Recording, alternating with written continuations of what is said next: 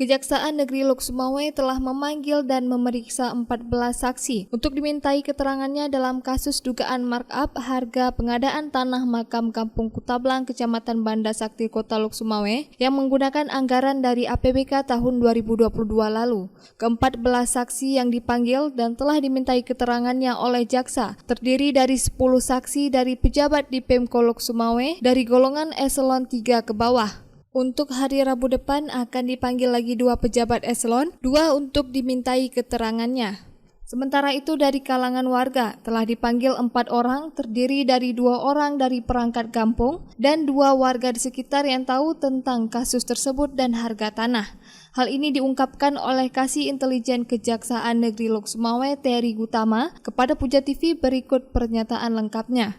Perkembangan kasus tanah makam dalam penyidikan yang dilakukan oleh jaksa penyidik Kejaksaan Negeri Lok Sumawe pada saat ini sudah melakukan pemeriksaan terhadap 14 saksi yang terdiri dari 8 pejabat yang berada dari Pemko Lok Sumawe, 2 itu pimpinan pejabat dari eselon 3, kemudian ada beberapa pejabat-pejabat lain yang terdiri, kemudian 4 masyarakat di sekitar yang memiliki atau yang ada bisa sebagai harga pembanding, kemudian 2 perangkat desa.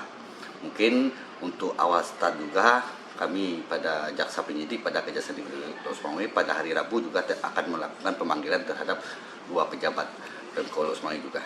Untuk penetapan tersangka kami belum bisa mengatakan, tunggu tanggal mainnya. Yang jelas kita akan melakukan pendekatan atau mungkin lakukan pendekatan dengan auditor untuk menghitung kerugian negara yang pastinya.